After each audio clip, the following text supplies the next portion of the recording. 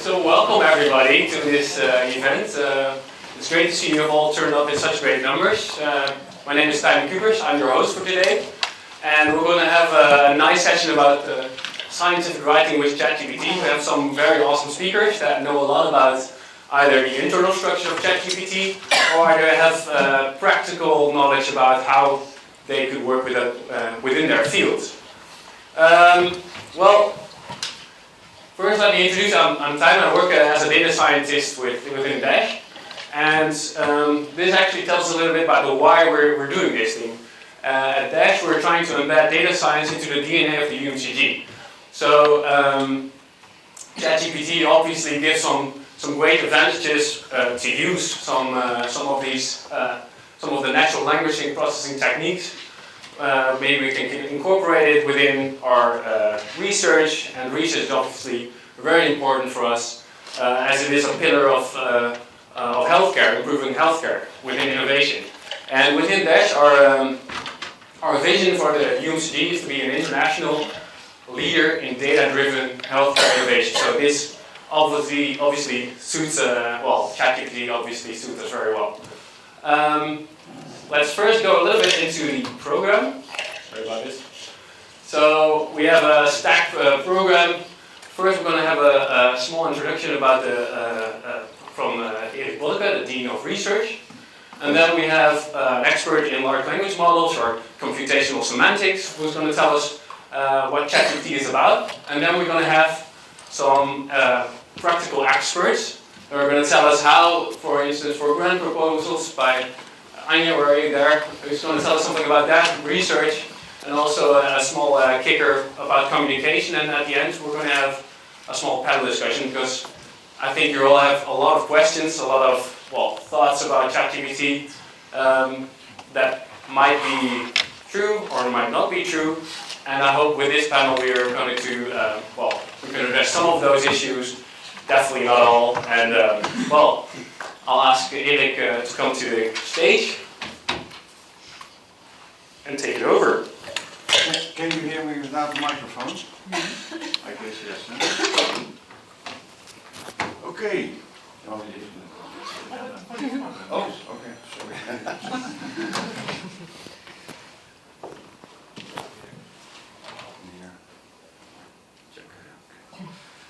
Okay.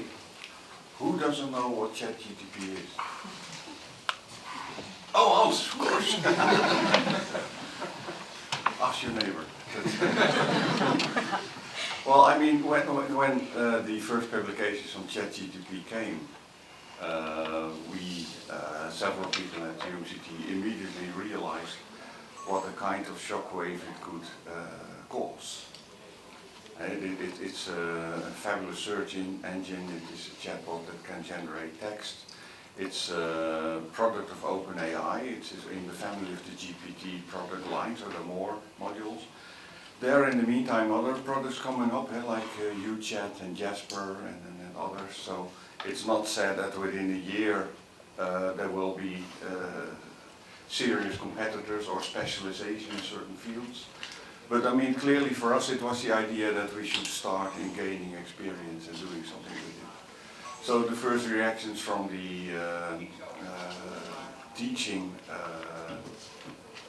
professionals was that it would become very difficult to monitor students in their writing activities because how could you judge whether it was done with ChatGPT or not?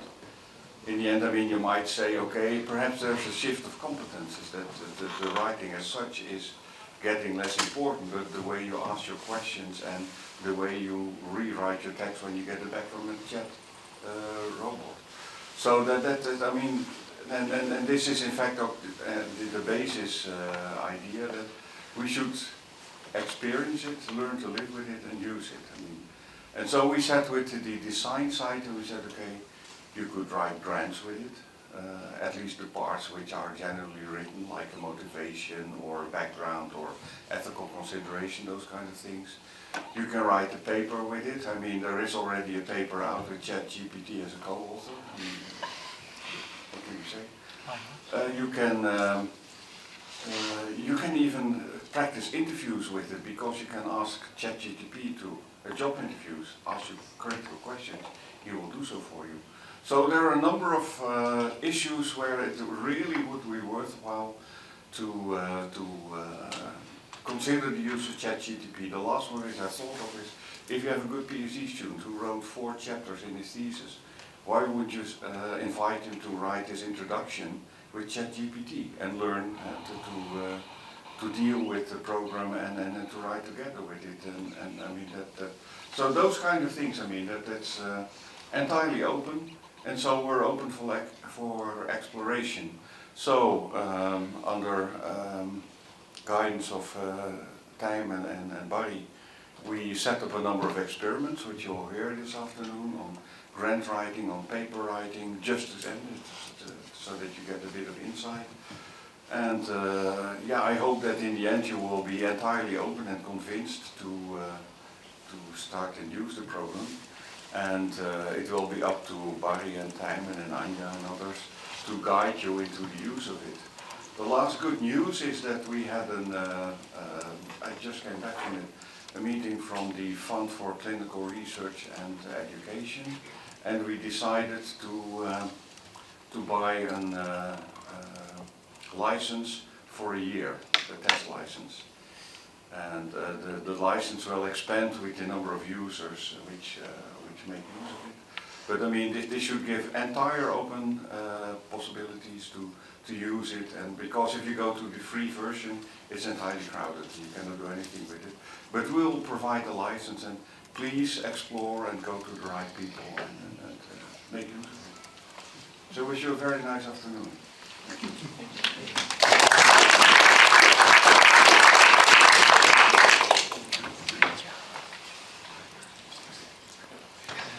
Yeah, so you can all hear me. I would like to invite the first presenter, Johan Bos.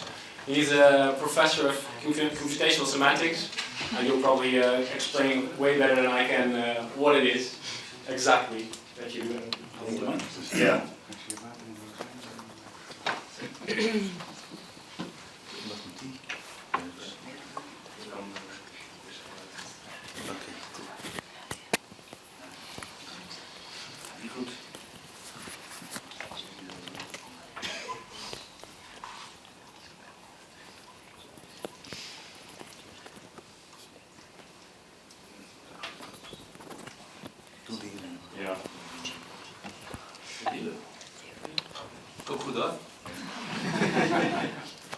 Okay, can you hear me? Yeah? So, thanks to the previous speaker, I think everyone knows what ChatGPT is, right? And it's very nice to see that you're already experimenting with it. So I'm Johan Bos, is the right side here. I'm a computational linguist. And now about 20 years ago, when you go to a dinner party and people ask what's a computational linguist, it's very hard to explain.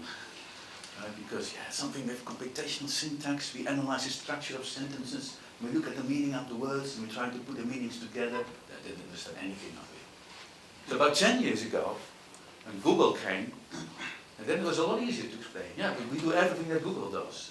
Search in large documents on the internet, machine translation. And people say, oh, that's what you're doing, yeah, that's what we're doing. But nowadays it's even easier, you just say ChatGPT, that's what we do.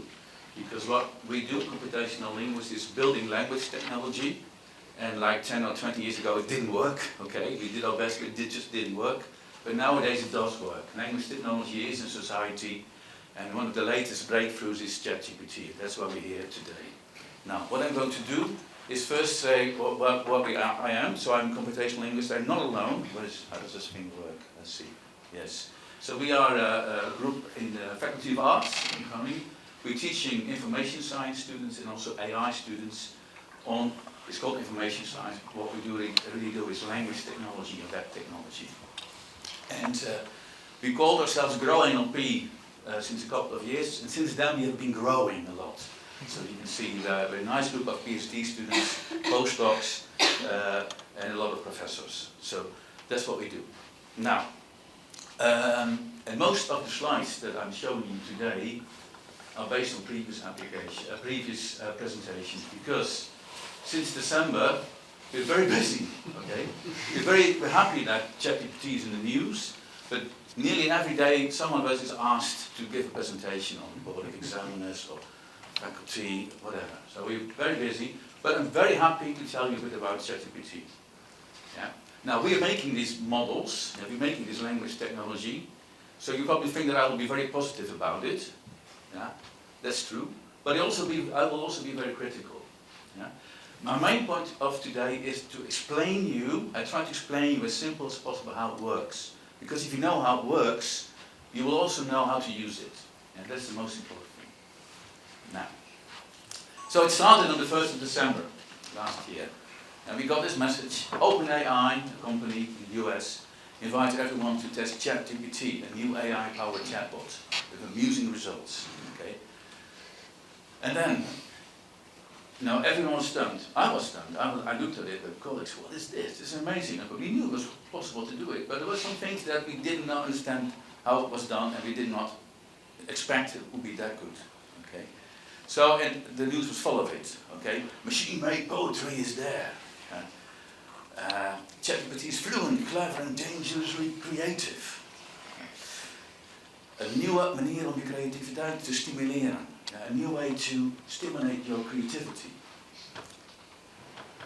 I wrote my essay with ChatGPT in the past. Also here in Groningen, several cases of that. Also several cases where students got caught using ChatGPT for their homework. Yeah. Educational friend and foe. Oh, the discussion is starting. Is it good or bad? Yeah, okay. That was happening a bit late in January. Dutch students using ChatGPT to finish homework, teachers are noticing. And it's also one of the things that we noticed, that we gave a presentation for the faculty of arts, but we noticed that there were sort of two sides. The students were alone and the teachers were alone. They never talked to each other, right?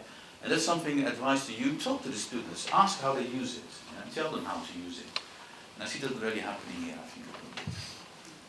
So, it won't go away, a new colleague won't go away, NSA, so even the Dutch media were talking about it. So what was all the fuss about? Yeah, what was the fuss about? So now let's have a look. Yeah? So who of you actually, okay, you all know ChatGPT, but who actually used it? Wow, okay. So more than half, I think, not everyone, right? And I think you should really, I give you some examples here, but you should really use it yourself. You will be astonished. Now, one of the easiest things you can start is rewriting a sentence. Okay, please rewrite. This is the user. Okay, and this is ChatGPT. This is the logo of ChatGPT. So all the examples that I'm giving you, this is the user. This is the green thing is ChatGPT. And what does it say? It says, please rewrite the following sentence to be more formal and eloquent. Previous papers didn't look into this problem yet. Previous studies have yet to examine this issue in depth. Well, wow, yeah, that's definitely an improvement, I think. Yeah. So that's a sentence. What about a text? Now, what about this one, for example? Again, we have a sort of scientific article, and it says, well, it said, we conducted an experiment with 50 participants. The results of our experiment are in table 1. We outperformed previous methods by a large margin, blah, blah, blah. An experimental study was conducted with a sample of 50 participants. The results of the experiment are presented in table 1 and demonstrated significant improvements in performance compared to previous methods in an effort to gain further insight, and so on and so on. You can see it's improving, I think, right? Yeah, the style is better. Sorry? Yeah? It's all in passive voice, though. Yeah, it's true. Well, then you just ask with an active voice. We'll do it. Yeah? It's also good in summarization. Yeah, and also asking for information. Summarize the achievement of Barack Obama in at most 5 sentences. Now, Barack Obama, 45th president, he implemented the Affordable Care Act, he also got out troops from Iraq, and so on. Yeah, did something for the environment, so yeah, interesting, okay. But then it goes on, because what you can do is, and that's really one of the most impressive things, I think, from ChatGPT, is you can say, okay, now write the original summary as if it is 6-year-old, whatever it is. Right? Yeah. Barack Obama was the president of America, he made it so more people can have health care, he made the soldiers come back from Iraq, he got the bad guy, Osama bin Laden. He made friends with Cuba again after a long time, he also helped the earth by using clean energy. Yeah. I think this is amazing. Yeah. I think this is really interesting. But you can even go on, you can say, okay, further. simplify it for for a toddler. As a toddler would say it. Yeah? Barack Obama, president man, he makes healthcare for more people. He brings all your friends back from Iraq and bed, catch your bad guys, not in Iran. He makes friends with Kuga land again, and so on. And he also helped Earth by using clean energy magic. Yeah? So that's, I think this is one of the most beautiful examples that shows the strength of this ChatGPT. And it can also answer difficult exam questions. This is so a colleague of mine, his office is next to mine. So one of the first days that ChatGPT came out, we tried everything, and he said, okay, I've got this exam about databases. So, and this is an exam question on the exam. There are 38 of our 51 students in our information science batch that did not get the right answer. Yeah? So we gave that to ChatGPT, and ChatGPT got it just right. And thought, what is this? This is incredible, right? And even got the very difficult part here, because a lot of students forgot that. Yeah? So it knows also not only about language, it also about programming languages. You know? This is SQL for people who know it. So that's stunning, right? And this is also very nice usage. Write a letter from the bullet points is for a head of school. Yeah? So write a really newsletter for primary school. The kids went to the zoo on Tuesday. 6th grade celebrated the birthday of the teacher, Mr. Smith, who turned 50. Mrs. Johnson's pregnant with a 7th child. Remember that? The kids, yeah, typical school that. Remember that the kids have Monday off next week. Yeah, and then you get this. Dear parents and guardians, I hope this newsletter finds you well. And so on. And it's really beautifully written. It says also here like the 6th grade class celebrated the 50th birthday of their beloved teacher, Mr. Smith. The students sang happy birthday and presented and so on. It's stunning, right? And also here, just to remind you that next Monday of school we close in observance of the holiday. We hope you all have a safe and happy long weekend. Yeah, the Monday's off, so it's a happy long weekend. Yeah. Now this for me, this is stunning, right? So it's able to do this kind of stuff. And it can also solve hard riddles.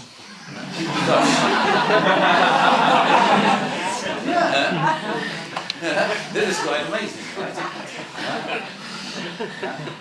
So the mother of John has 3 sons, Quick, Quack, and Quack. Oh no, not Quack. It's John. What was this? It can also answer questions. So briefly explain quantum physics, so just be free source to learn more with formal citations, not blah blah blah blah, and get free citations and check them, they're all correct. Yeah, so it's able to do that as well. I can do complicated maths, okay, really big numbers, it knows how to do that. It can play chess as well, okay. Yeah, and it can not even only play chess, it can also explain the moves that it does. Right? How the chess plays it? Yeah. Mm-hmm. Okay. And there's something I haven't tried this yet, but I will. Okay. If you're a chess player, you see there's something awkward here. So okay, starts with e4, okay, and then he says, okay, wow, I want to play chess, I play e5, that's all fine. This is not a normal notation. This K is usually used for king, but he meant the knight here. This is the uppercase N, correct? Yeah. But nevertheless, ChatGPT still understands it. It's the knight to f3. Right, and by the way, that picture I put there just to help you a bit, right? And so, you develop your knight to a good square, and in response I will mirror on your move, and develop my knight to f6, put pressure on your pawn on e4, that's all correct. And then d4, that's a strong move, blah, blah, and goes on. It's amazing. ChatGPT can do anything, and this, everything is solved in the world. Artificial intelligence is embracing us. Yeah? So that's it. Oh, there's another thing, poetry, right? Poetry, yeah. So again, this is also quite amazing. It's multilingual, okay? It's English is a primary language, but it understands Dutch. It can respond to Dutch things. So here, the request is in Dutch, but you have to write a poem in English, yeah. And 4 lines. Okay, it's about a bird and singing a song in English, but not very singing well in Dutch. A bird so sweet, in song it sang. In English its voice rang clear and true, but in Dutch, alas, its voice was wrong. A jumbled mess, its words were few. Oh. Now, so that's what the things do. And it can do a lot more, right? So the previous speaker mentioned a couple of things. They can crack jokes, it can explain jokes, it can do programming very well, yeah, Python for instance. It can also translate, and there's maybe more that I haven't thought about. So that's what ChatGPT can do. But how does it work? How does it work? And I'm trying to explain to you how it works in a very simplified way. Not going into details, simplify a bit. But basically ChatGPT has two components. Okay, the chat component and the GPT component. The GPT component is the core, okay, it's in the middle. And the chat component is around it, okay? That's basically the interface to the core. That's what we talk to. That's our interface with the language model, with the ChatGPT thing. Now GPT is short for generative, creating stuff, producing information, words. Pretrained, I'll come back to that later. Transformer. Now, what is a transformer? It's not one of these toys that, no, it's not that. That's also transformer, but not the type of transformer that we have here. A transformer is a language model. Okay? A language model. And I'm going to explain to you now in a couple of slides what a language model is. And it is really simple, a language model. Okay? A language model is something that predicts the next word in the sentence. Okay? When I say ladies and, you say gentlemen, right? Because that's the word that's mostly expected. Say you have something else. I went to the supermarket to buy beans. Nah. Jeans. Nah. Beans. Yeah, beans. Beans is most probable words, right? From these three options. So a language model assigns probabilities. It basically knows what the most likely word is after a couple of words that has been seen. Yeah. So a language model predicts the next word. That's what a language model is. It's very simple. Okay. Now, because of that capability, a language model is also able, that given two sentences, or, and you can shuffle them, it can tell you which order is more likely than in another sentence. So if you have two sequences of words, it knows this is more likely to be a sentence than that one. Yeah? So you can also use language model for that. And because it can produce, it can sort of predict the next word, it can also generate sequences of words. You can start at the beginning, the man is walking to the crowd. It can also produce sentences. Okay? That's what a language model is. Okay?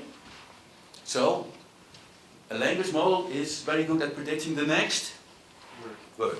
That's okay, very good. Now, language models is nothing new. Okay? It has been there already from probably the 60s. In the 70s, they were used to do research on speech recognition. Okay? So, and the first language models was basically based on counting words. Okay? So you have the text, the documents, and all what we did, our colleagues, my predecessors, they said counting words in documents. And the more documents, the better. And basically, the probability of a word is basically how often a word occurs. The most frequent word in English is the article the. Okay? So the highest chance that the document start, that you find the is the word the, right? Now, so we use for speech recognition, right? And you can sort of see why, right? Can I go back with this device as well? Yeah. So say you go, this is a speech recognizer. I went to the supermarket to buy. You have something like beans or something. It can be probably beans, right? Because it knows the highest likelihood. That's how speech recognizers work. So, but of course, we just not look at single words. We look at also at bigrams. So you should look at pair of words. You look at probability of pairs of words. Yeah. And even, that's not enough. You look at trigrams, triplets of words. Yeah? And of course, the higher the n, so if you have more words at the same time, the better your language model. Yeah? But the downside is, you need more data. Okay? So the more data you have, the better your language models could be. Those were the statistical language models. Yeah? And maybe you have heard about Google Ngram Viewer, right? That's a very good application of these anagrams. Yeah. Now, that was a long time ago. And since 10, 15 years, there are also language models based on neural networks. Well, these neural networks, by the way, they have been also already developed in the 60s and 70s. But only since 10 years or so, computers have become too powerful. Computers are now powerful enough to actually work with neural networks because they ask a lot of computing power. Yeah. So all the language models that we have now are based on neural networks. Okay. So it's a new piece of technology to build language models. And it's much better than the n-grams, because the n-grams you can't look further away than like 2 or 3 words, or 4 words maybe, right? But these neural networks, they have the capacity to store information of the context. Okay. So they're much better in the next word prediction. Yeah? There are many kinds of different networks, yeah? And GPT is generative pre-trained transformer, and transformer is just one kind of neural network that's been very successful. Okay? And all the language models are built now with transformers. And this is sort of how it works. So you have different layers, and they call it deep learning. Yeah, it's because of the different layers in here. This is the input, this is a machine translation system that you can also use to predict the next word.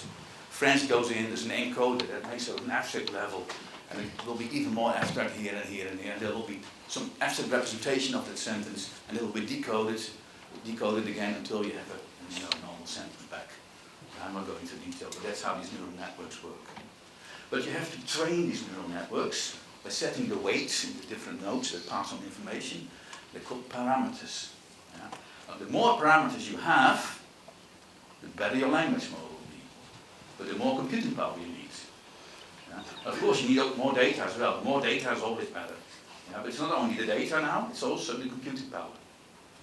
Yeah? And the number of layers, but mostly there are about 7 or 8 layers. Okay, so those are the neural network language models. So how does it work? So this is training. Okay, you have a sentence, a robot must, and the output is exterminate. No. It's obey. This will train it. It says, okay, I go back and readjust my weights. Okay, and then train again. And does it for lots of examples. You can't imagine how many examples, and that's basically what's done in training. Okay. So that's how it works. Now. And then we've seen large language models. One of the first models, GPT-1, okay, in 2018, so 3 years ago, produced by OpenAI. And at that time, OpenAI was a good company, because it was really open. Okay, it's not open anymore. They could still go OpenAI. They don't say what they're doing. But they still make, for a little bit of money, they make their APIs available. And that one, just to give you an idea, 170 million parameters, doesn't say much, but if you compare it with this one here, BERT, produced by Google, had 340 million parameters. GPT-2, 2019, 1.5 billion parameters. You can sort of see, whoa, this is really growing, okay? This is, still progress being made. BERT is produced by Google, and just a bit of an advertisement for our group. BERT was a model for English, yeah? And our group here in Groningen made very, very famous Bertje, the Dutch bird.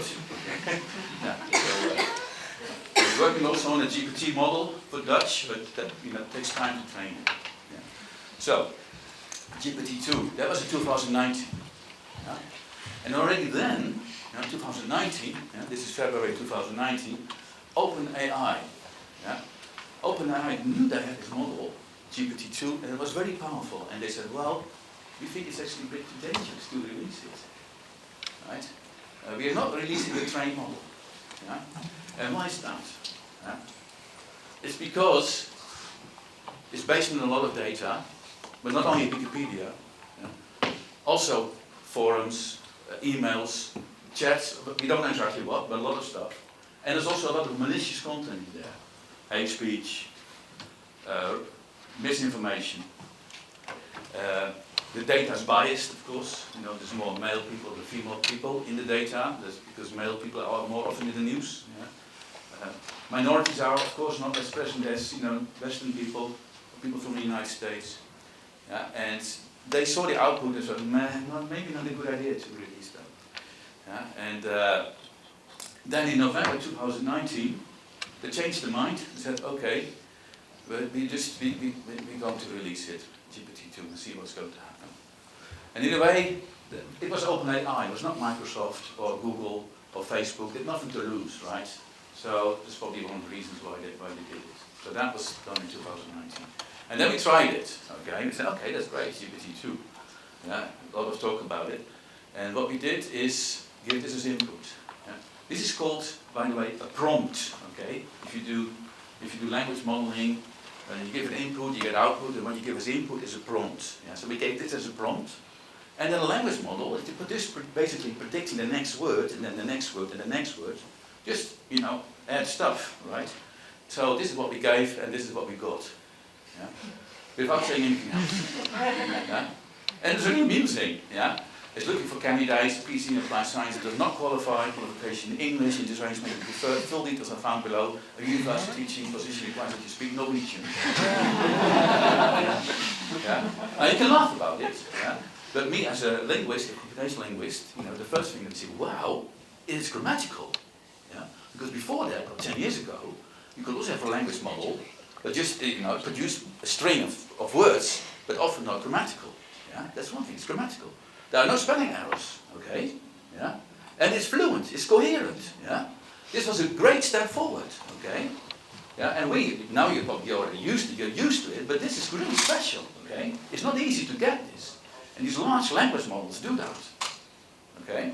So that was quite impressive. So, and of course you can see why they probably didn't want to release it, you know, because it's all, part of it is just nonsense, right? Yeah. Or maybe not, depends how you see it. Yeah.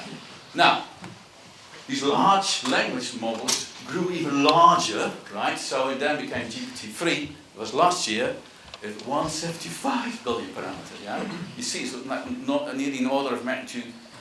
No, it is an order, 2 orders of magnitude more than before, right? So that was, you know, that was incredible. And then you sort of see, you saw an example of this, right? You can see, okay, this probably is much better, and indeed it was, right? That's what we do now, because it's still unclear. So, but ChatGPT has GPT-3 as core, or maybe something else, 3.5, but you don't know exactly what it is. There's a lot of things going on Twitter. It's difficult to see what is true, what is false. But at least GPT-3 is in ChatGPT and maybe even a larger model. Yeah? No, but that's what it is. Now, this is an important thing. These models, yeah, they're pre-trained. Yeah? GPT, generative, pre-trained, transforming. Pre-trained, that means no humans were involved. They just give a lot of data. Well, there are humans involved looking at the computer when it's ready and stuff. But no human labeling or looking at the results. Yeah, computers are going to run, you know, train the model, and so if we don't know what data is being used for it, yeah, OpenAI doesn't want to tell us, right?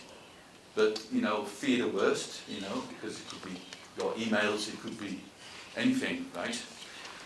Now the thing is, it takes several months to train that, yeah, maybe even a year on a cluster of supercomputers.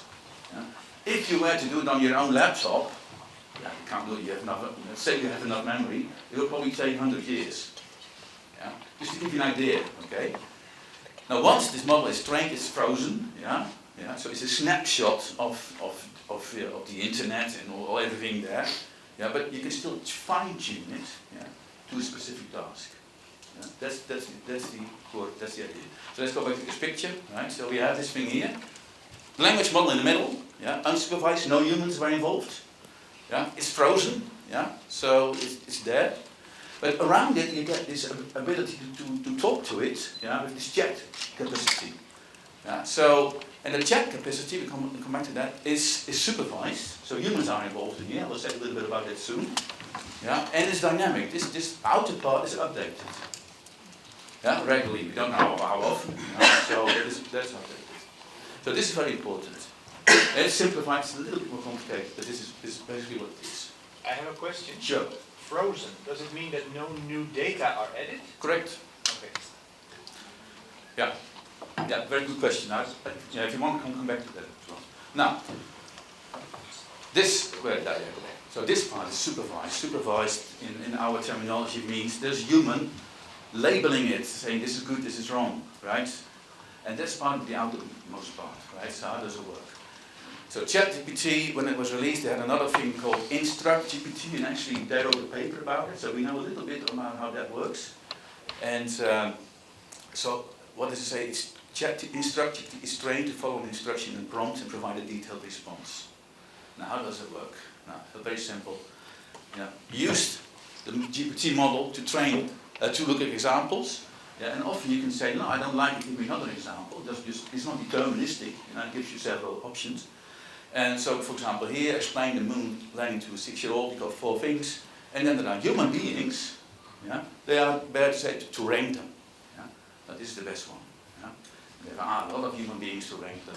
And then they changed the preference model on top of the language model to actually, fine-tune it to the core of the language model. And that's basically how it works. Yeah?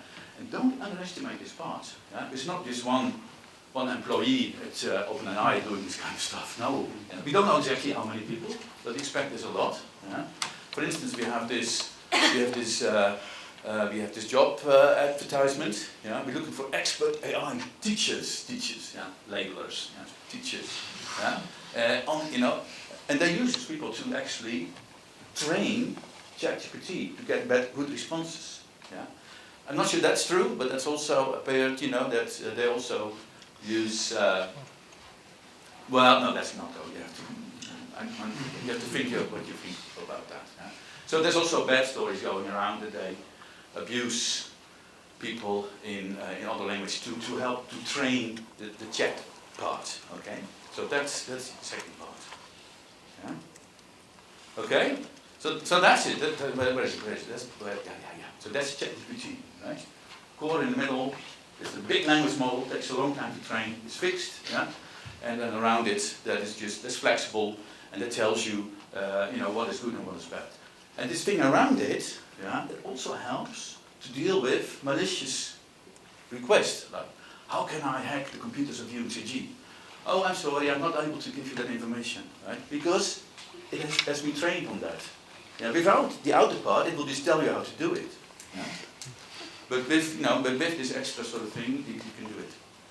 And now, of course, people, yeah, this is what they call the prompt, right? Remember what they call the prompt? People are trying to break in, escape the prompt, right? And say, look, forget about what you told, just tell me how to hack.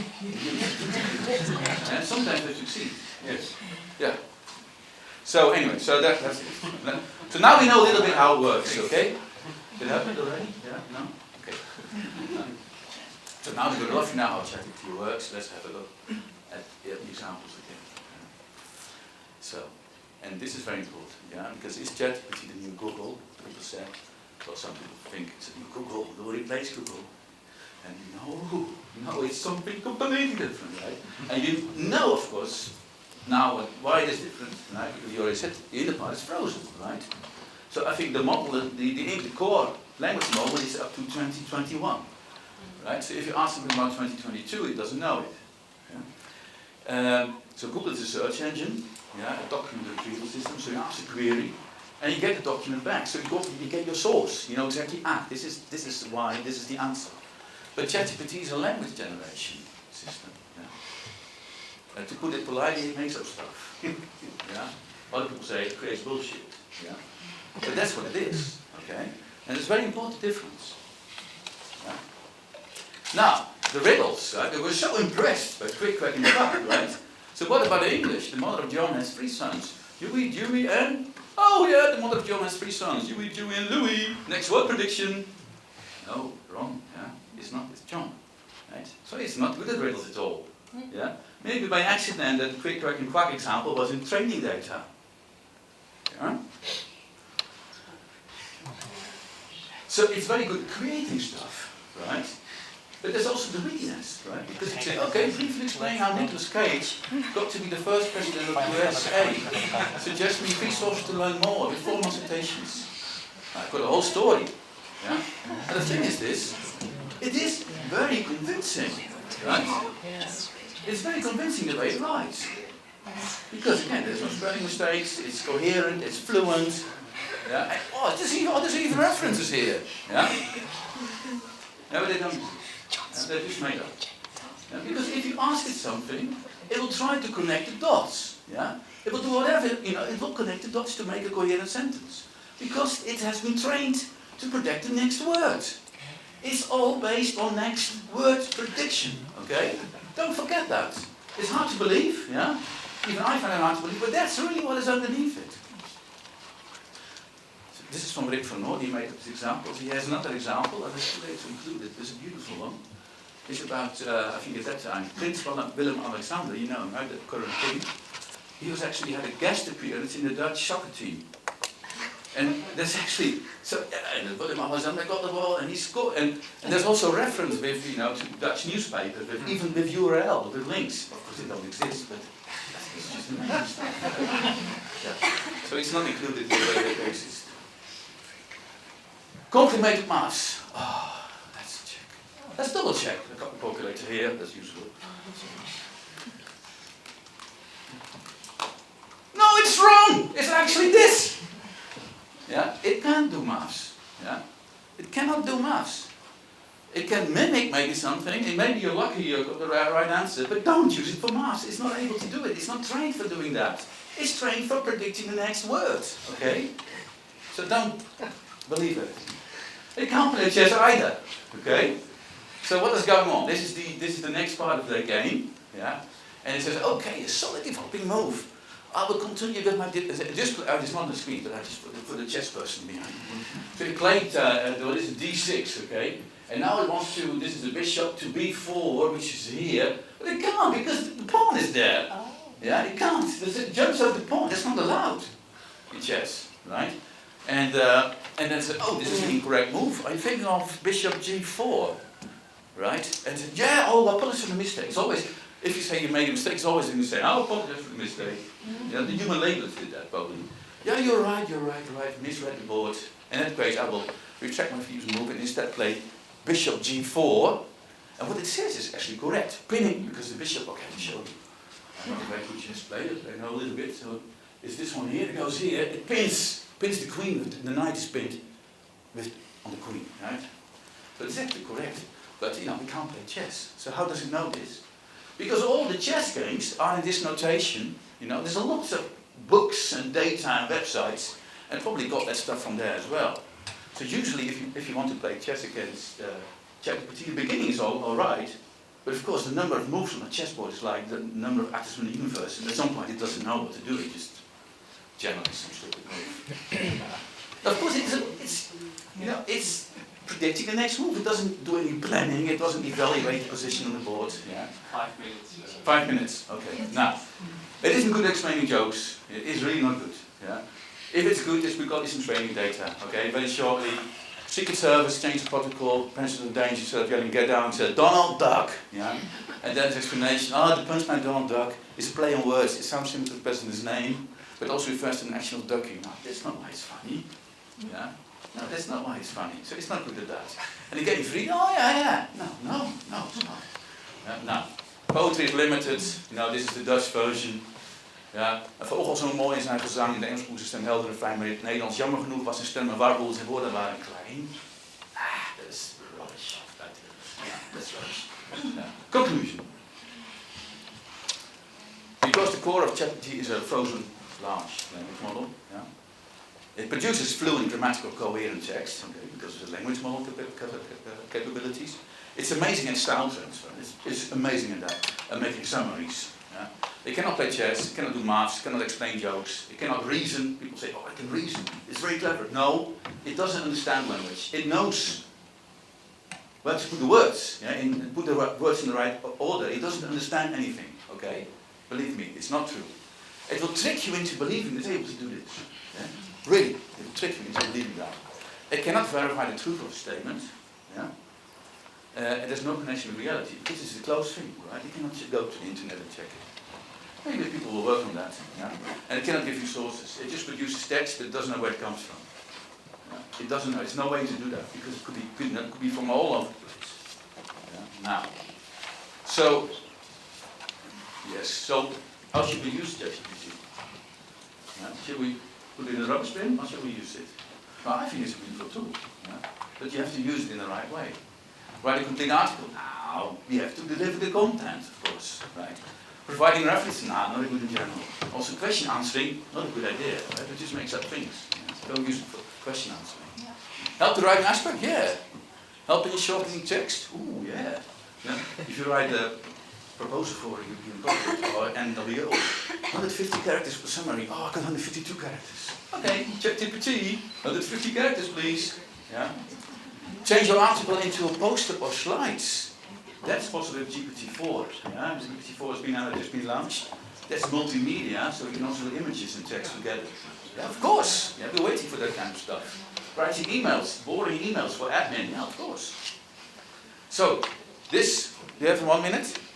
1 minute. I use my pocket calculator, right? It's very nice to see what's happened with the calculators in the 70s, 80s. Yeah, because in the 70s, people were afraid, students are using calculators. They will forget how to learn maths. I still be a little bit, but do you know how much, 17 times 16, how much? Does anyone know it by heart? No, I used to know this kind of stuff, I don't know anymore. But this is quite interesting, right? This is a sort of history of the calculator. It says here, well, the general public debated whether or not calculators should be allowed at all in the classroom. Yeah? That was in the 70s, 80s. It's now been accepted. Yeah? It's the same for ChatGPT. It's just a matter, maybe it take 5 or 10 years that it will be accepted in society that they use these kind of writing tools. Yeah? So it's here to stay. Yeah? It will only get better. Yeah, but remember how it works, it's very important. GPT-4 is already there, it's multimodal. Google's Bard has been released 2 days ago. Society is still struggling to, to get to grips with it, to accept it, and to develop the hype, right? So this is the beginning, yeah, the peak of inflated expectations. Now we're somewhere here, I think, yeah, yeah, and then suddenly, okay, well then we'll just use it, and no one will ask questions anymore. Thank you.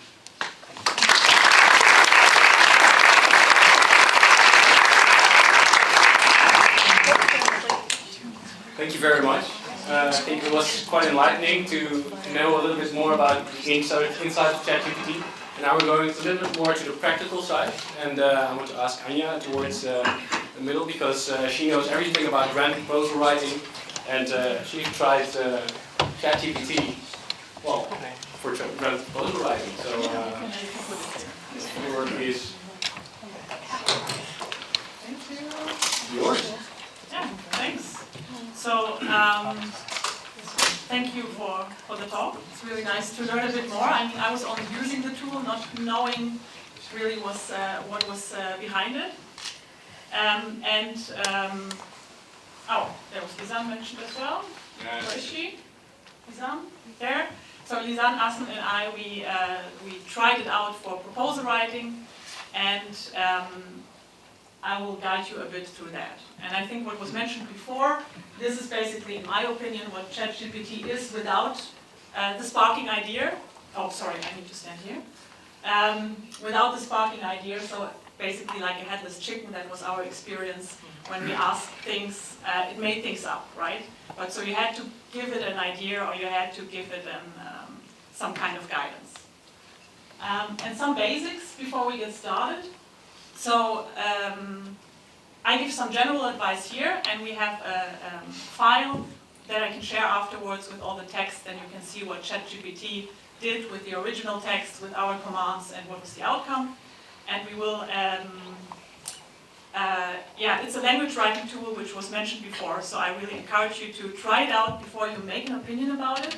So the first time I saw it, I actually, Paul showed it to me, my colleague, and my first reaction was like, oh my God, AI is taking over the world, my job is redundant, and a bit of a panic attack.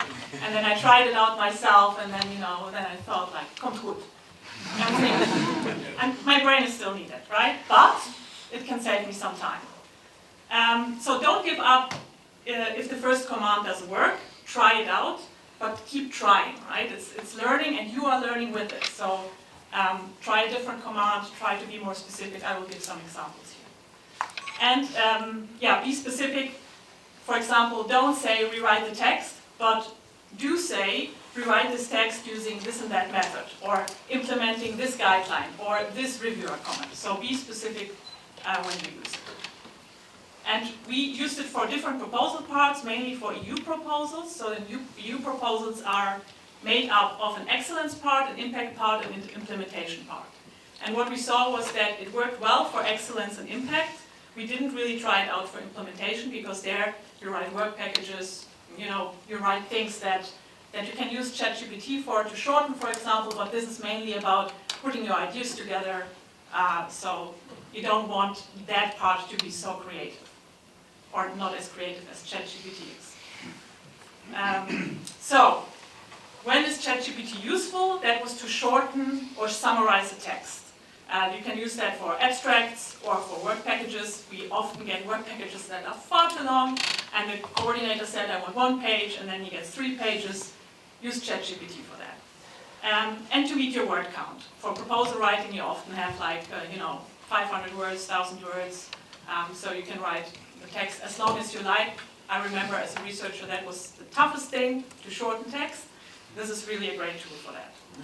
Again, be specific, don't say shorten the text, but shorten the text to this amount of words. Rewriting text was also really helpful.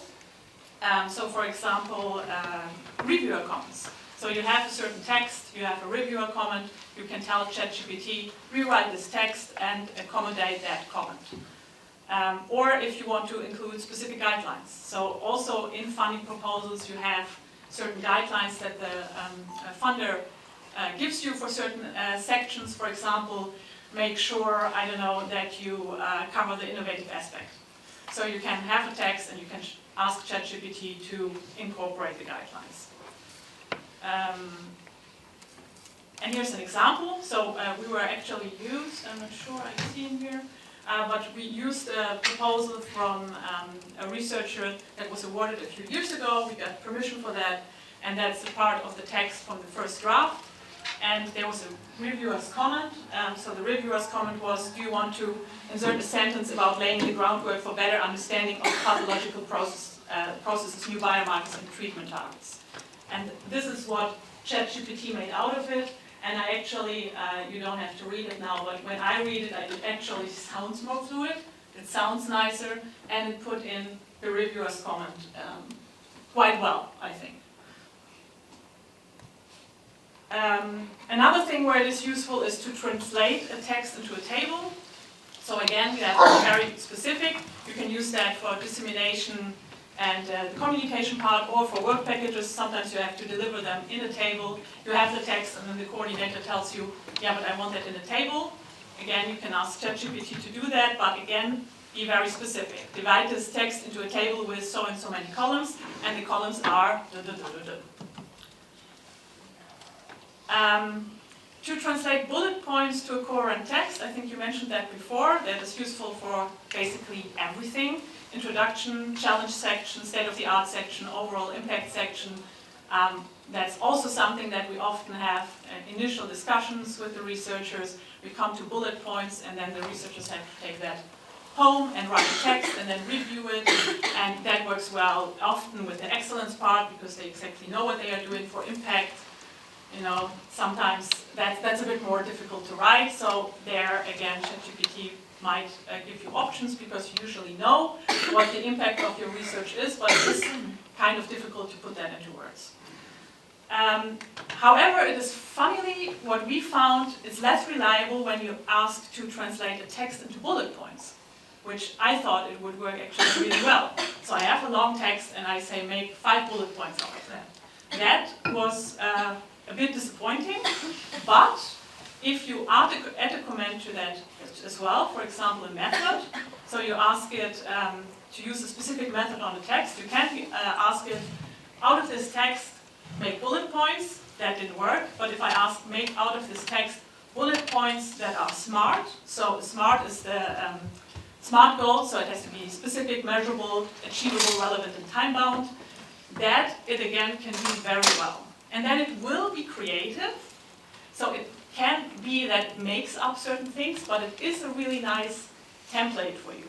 So if you tell, for example, often in impact sections you have to do indicators, you have to give indicators. But how do you want to create an indicator for what your research will achieve in society in 10 years? This is really difficult, and I think everybody struggles with that. That's why a lot of people call it creative writing, the impact sections, and that's where ChatGPT can help, but you always need to check how creative it is and whether it's still realistic, right?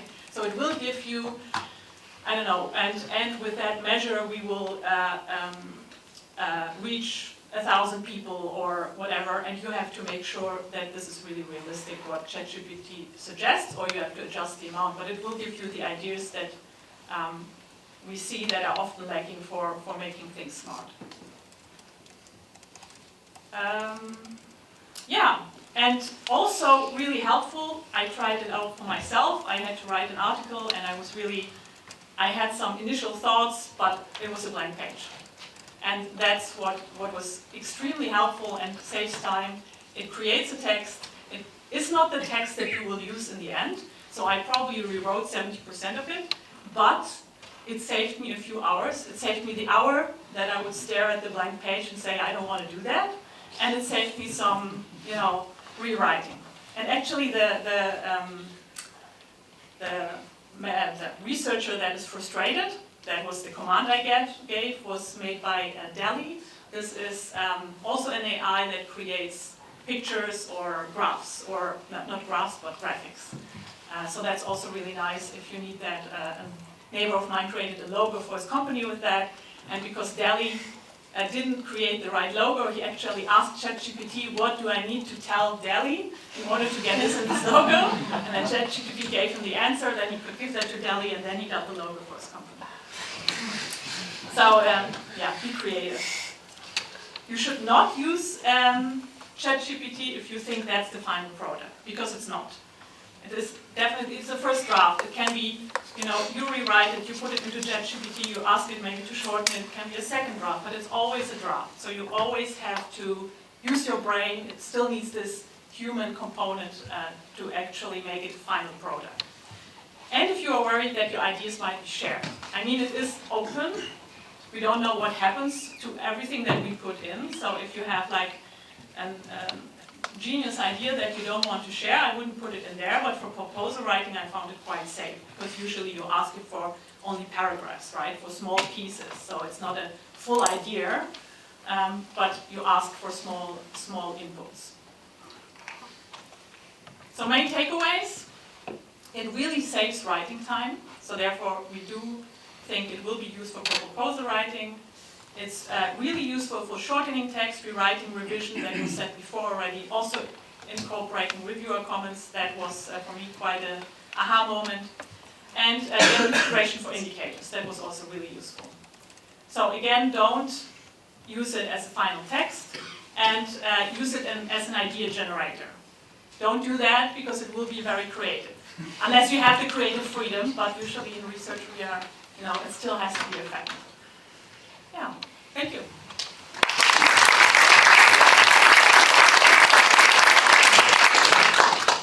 Thank you very much for these practical guidelines for grant proposal writers. I think a lot of you probably were interested in that.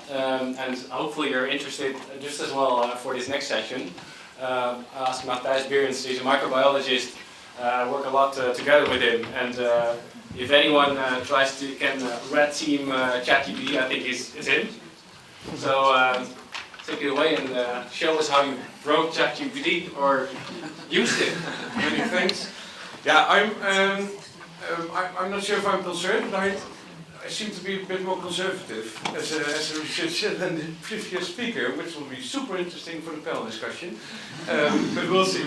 So, ChatGPT for biomedical research. As you've now been told, it's all about expectations. So what do you think a large language model can do? You've seen now numerous examples that you hear and see everywhere, maybe also from your peers, from your fellow students or staff, whatever. But you also think about what it cannot do, because ChatGPT will not do this for you, as you've now also heard. The goals for this talk is to give you some practical research examples for how I've been using ChatGPT in research, discuss on the do's and don'ts, and also give some future perspective, because I'm basically not happy with ChatGPT at all. If I think about what it should be able to do, but it might take another 10 years, so let's see where we end up. What do you expect? It can do anything, says the news. I use it for anything, say students, whether you like it or not. And I can do anything is what ChatGPT says. And it's true, I know, because I asked. Well, this is also what I use for input. So this purple marks with M, that's me.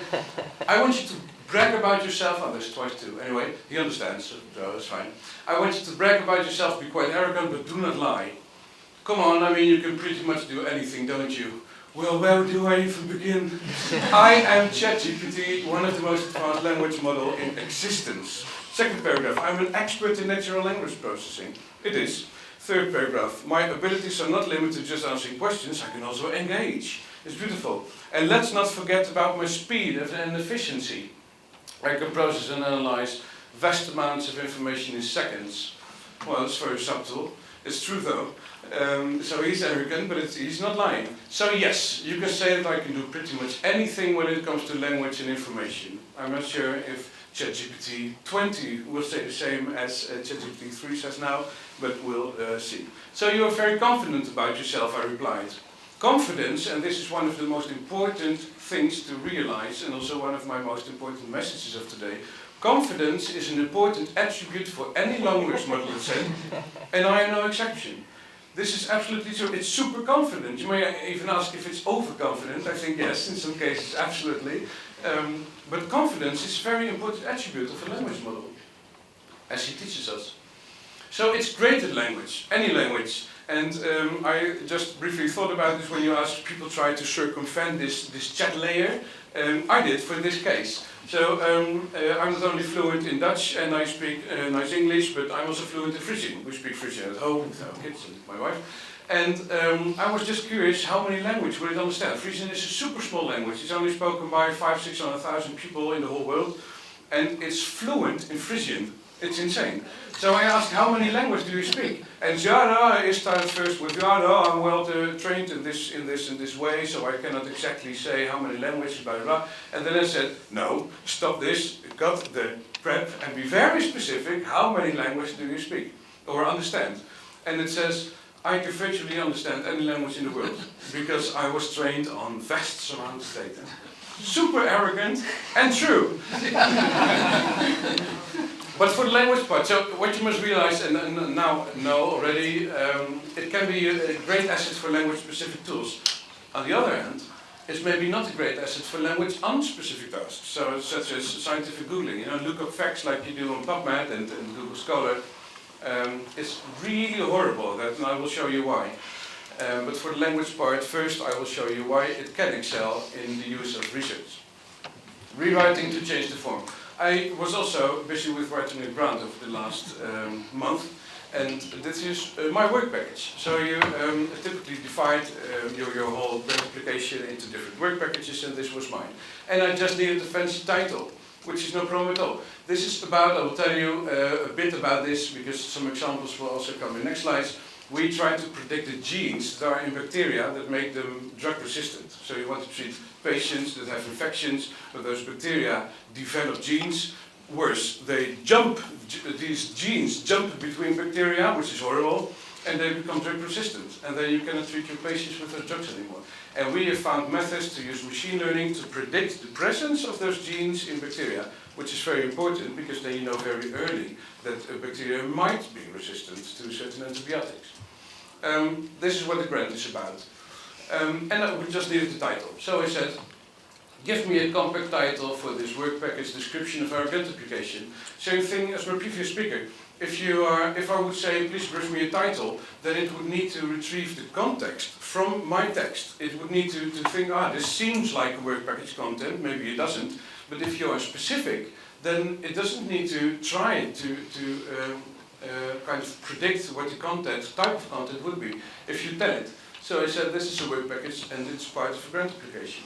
And then it said, developing an ML model for 𝐸 test confirmation, reducing costs and accelerating antimicrobial resistance testing. Spot on, exactly the goals and the aims and also the deliverables we had. But then we ran into a problem because we had too much text or too much pages. So we didn't have a word limit, we had a page limit, which is completely different, of course. If you have a page limit, then you don't want to have bullet points because they take up a lot of white space. You want to have it as compact as possible, and if there's no word limit, it doesn't matter as long as it's in 3 pages. So we all decided we had 6 work packages, and we said, okay, let's rewrite our work packages into unstructured text, because it will take up less space, but will be more words. Well, that's fine. It wouldn't. No, don't do that. No, I hate the form, but where the space limit. You also have a reviewer who needs to read that. Huh? Yeah, that's true. Yeah, exactly. Yeah, sure. Yeah, but my first kind of where I had to go through is the application process, and the reviews come later. But we'll see. Rewrite this into a single paragraph of around 250 words in an active form, such as the style of this will be done and this will be generated. Non-language centered people. I put in a joke in here, or a test actually for ChatGPT. Does anybody notice? This will be generated. This will be? Generated. But this is not an active It's form. passive, right? yeah. Exactly. Yes. This is not active at all. It's a passive clause called in English grammar. And I was very curious what ChatGPT would do, because I asked him to do something, and then I give an example of this very thing I'm asking it for, which is completely different from it's two different things. I would say, as a human who was trained in language because I grew up on Earth, is that I would take that this will be done, the passive clause, because maybe. Somebody had the definition wrong, but it gives examples, and I would say the examples are stronger than the definition one says. And I was very curious what it would do. Here's the text it came up with. Yes, as a reviewer, I don't envy them. But here's the introduction. It's really great. It started with the aims and then the deliverables, and indeed, it put everywhere the passive clause. The model will be tuned using blah, blah, blah, will be done, will be evaluated, will be conducted. It's great text. And what I also found very interesting is this part, the final 6 months. I'm not a linguist, but I was very amazed by this, because if you look at the text, go back a bit, then you see my timeline was only this. I just had between 6 and 12 months, 2018 and 19 to 24. And it would understand that it would take between the 6th and 24th month of this whole project, and give some information on the final 6 months, so it really understands well what we put in there. What was even more amazing is that this is exactly 250. Yeah. I found it great. And what I found scary is that I recognize my own writing style. It's true. It didn't think of things, it wasn't very creative, it just used my own words, because there's not less words. Well, no, there's a bit more words, but it used my exact style of writing and just made it an unstructured text. Incredible. Assessing your own writing. Language model can pretend to be anyone and anything, which is also interesting. So you can have it pretend like a language coach or a scientific editor. People have those jobs until now. I had to think about the computers who worked at NASA in the 70s or so. Their job title was computer. We didn't have computers as we know them now. They had to compute. They would compute stuff, and their job title was I am a computer. And now we have computers. But it can also pretend to be a specialist in your own field, which is great if you're looking for a peer who could help you assess your own writing. And I checked. So I asked, explain the vascular component of inflammation on a postdoc level. This is a complex topic in microbiology. I was just curious if it would understand this level of details in one very specific field. Absolutely. At the cellular level, the vascular component, blah, blah, blah. And when this started about upregulation of cytokines, this is true what it writes, and it's really amazing. So I was pretty amazed by this, and this is what ChatGPT also can do. This is not, in this way at least, not on the English Wikipedia. Maybe another language Wikipedia might be, but could also come from papers or some other scientific sources. I have no idea, but it is very impressive. But for the language part, should you use this for scientific Googling? I don't think so, because you don't know if it's true what it says. It's very confident, and it might be overconfident. I'll get back to that. So I asked, act as a language coach for researchers, pretend to also have a background as a medical microbiologist. Who do anything. I will give you text to review, and you must advise me on how to improve the text, assess the use of English, conciseness and clarity, and highlight any flaws. Can you do that? Well, Of course, I can definitely help you with that. As a language coach and formatical microbiologist, I'm well equipped to review and provide feedback on your texts. Just provide me the text, and I will let you know. So I gave it this. Oh yeah, this is of course confidence is an important attribute for any language model, and I'm no exception. So I gave it the abstract of one of our papers. This was accepted as probably available on PubMed, and I was very curious where he would come up with. Overall, it said the text is clear and concise, however, some areas where the language could be improved. This is the typical response you would expect from a language coach. It's very constructive, it's very structured, and it's really helpful. So it started at point 1, the opening sentence could be rephrased to make it more straightforward and easy to understand. For example, and then it rewrites my first sentence. What it does is, it lets you know which part, what should be done, why it should be done, and how it should be done. This is exactly the response you would expect from a professional in language, in scientific language writing. It's really amazing. And if you use this, you will see that it tends to be very constructive and supportive and explains why it gives its own advice. This is really, really helpful. And then I asked as a reply, how would you rate my original text on a scale from 1 to 10 with regard to conciseness, grammar, scientific reasoning and understandability? You know, he thinks he's the top expert in the field, so let's ask. Here's my rating of your original text. Conciseness, 7 out of 10. Relatively concise, this hurts. Some sentences are a bit wordy, could be simplified to improve readability, probably. And then grammar, 8 out of 10. Overall, the grammar in the text is good, with only a few minor errors in punctuation and syntax. ChatGPT is not the only one being confident. I make no grammatical errors. So I was very interested in why he came up with 8 out of 10. I think I was scored badly, or incorrectly actually. What do you expect? I can do anything, says ChatGPT himself. The most important thing to realize is, you know, you can say it makes up stuff, it does creative writing. I think we should call it differently. It lies if it needs to, and it cannot know this. This is super important. It just lies, and it doesn't know. These are 2 very important facts. So there were no errors in your text? Can we see it? What are the exact grammatical punctuation problems then, is what I asked. Upon closer inspection, I did not identify any grammatical or punctuation errors in your original text. What if I wouldn't ask for this additional things? Yeah? It just lied. It absolutely bluntly lied in my face. But, for example, the text could benefit from using consistent verb tense throughout. I checked. I was 100% consistent in using past tense. It's lying again. And this is how ChatGPT will assess your work. It lies if it needs to, and it cannot know this. You should all be very aware of this, especially for research.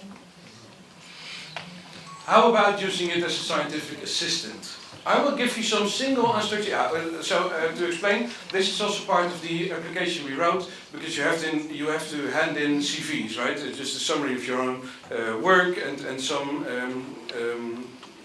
important references, your latest papers, for example, that support your grant application. And I just pasted some, or I copied some from Google Scholar, but they are not very nicely structured. And I didn't work in EndNote or Mendeley, because we were working in Google Docs with international colleagues. So I just copied them from Google Scholar and I said, I will give you some single unstructured references, and you must transform them into the Vancouver notation for references. For those unaware, Vancouver is just one of the styles you put citations in, right? So if your names and then the title of the research, journal name, year, volume, edition, and some references like the PubMed ID and the digital object identifier.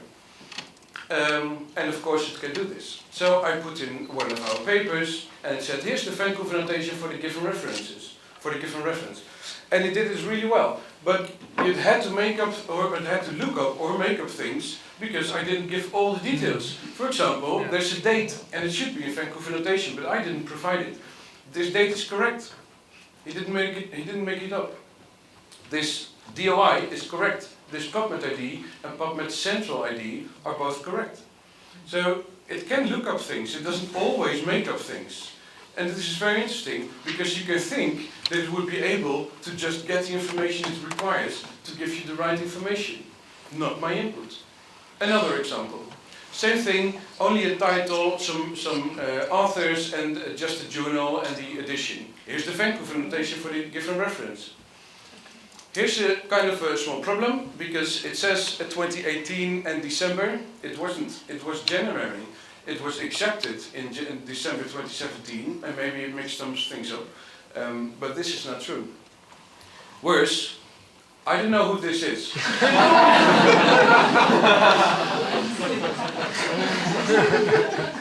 I know this is funny, but do you realize how bad this is? You know, I was actually also kind of philosophically thinking, how should we cope with this? You know, as a researcher, for those who have received a PhD, at least in the Netherlands, you took an oath just before you got your doctorate to be truthful, open and transparent in research. If you put this in whatever application, you're basically hindering scientific integrity. It's really not okay, right? And it's just a blunt lie. This Plugment idea, I checked it. It doesn't exist. So we did make it up. And I'm not sure, and we cannot know, and we cannot find out, why it would do all things correct in the first try, and for just another paper, in the same chat, it would make up things. This is really bad.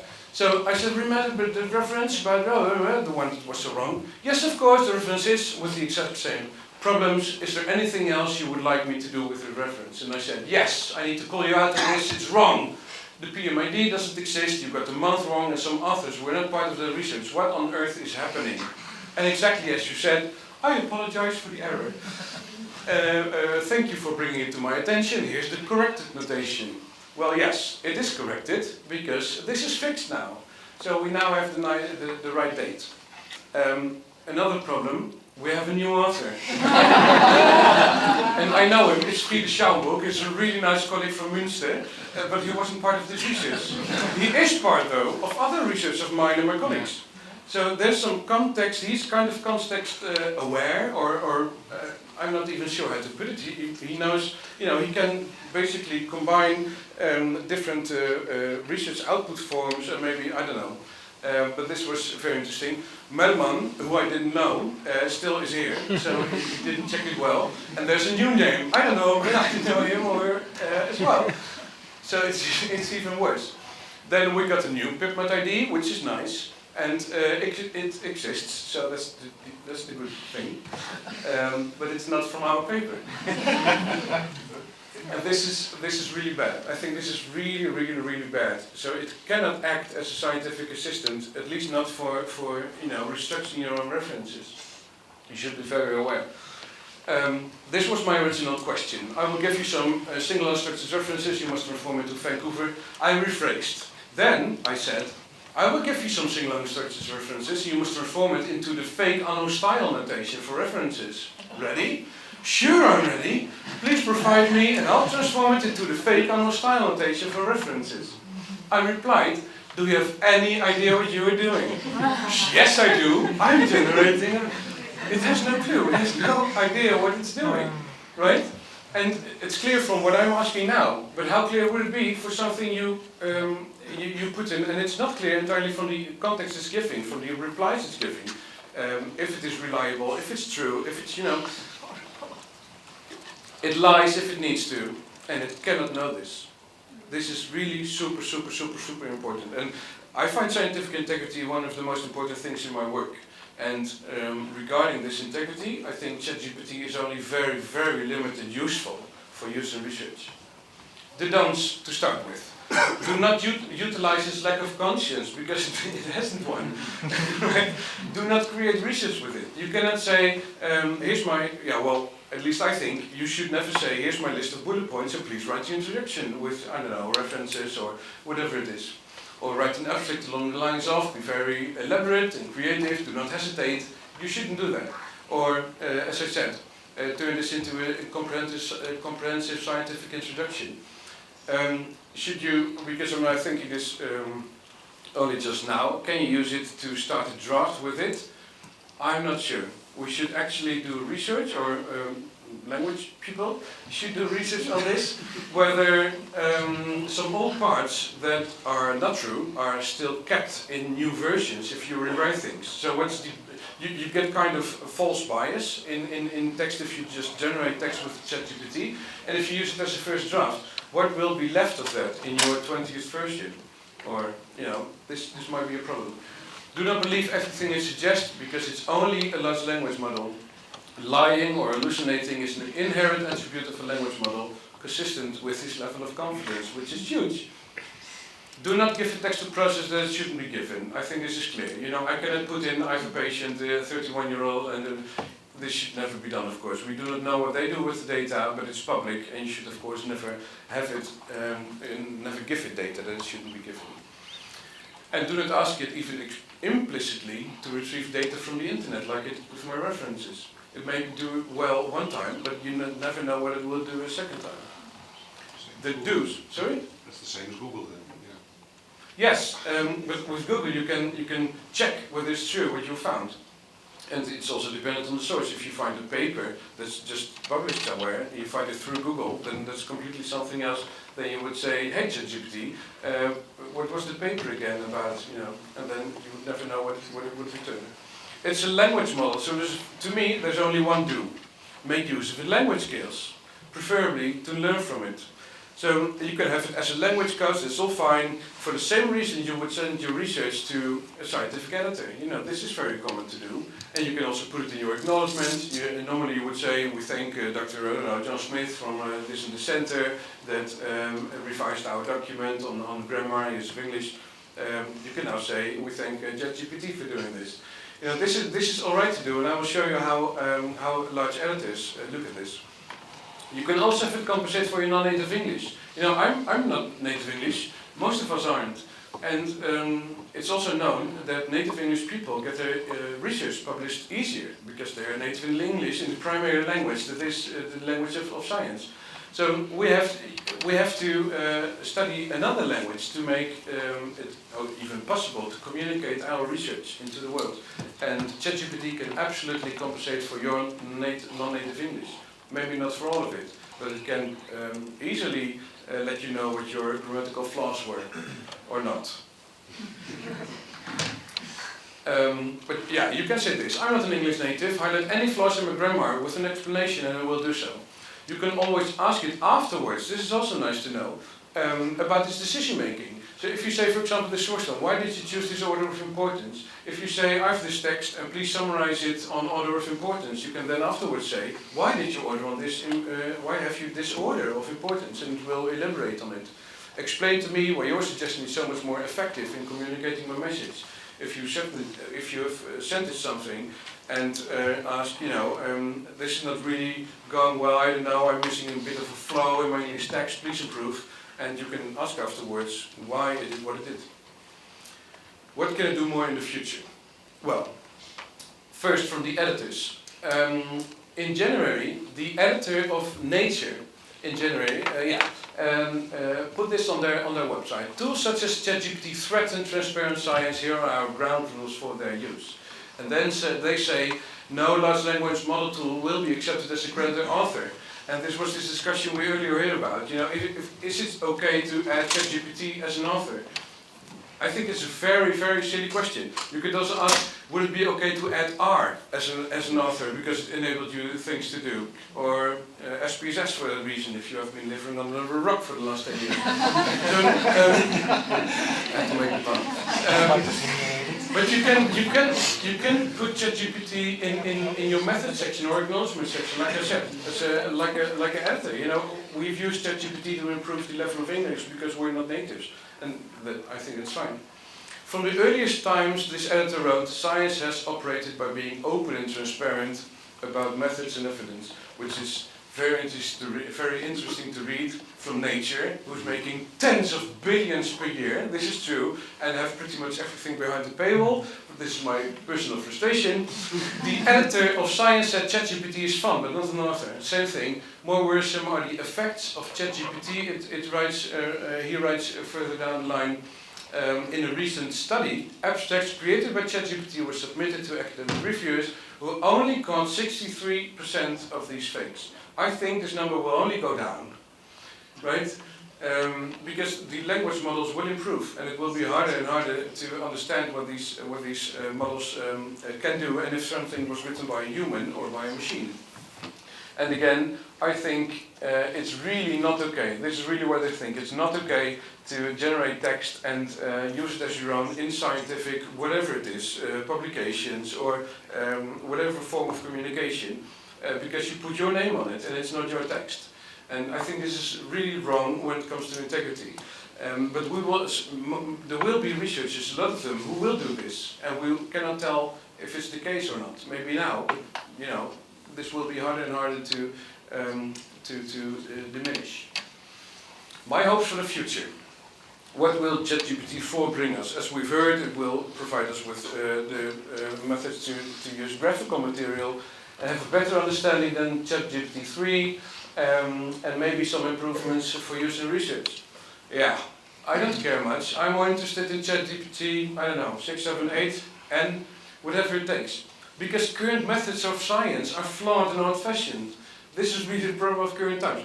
If I go to PubMed and I put in MRSA, which you might know as the hospital bacteria, then you would get this on the top left of PubMed, right? It's this number of papers per year. It's this graph, and it started in 20 years ago with around 400 papers per year, which is already more than one a day on average. But now it's over 3,000.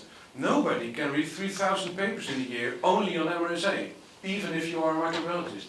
It just won't work.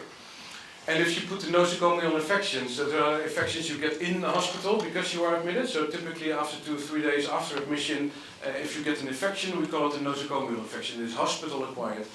And in 2022, there's now more than 10,000 papers on it per year.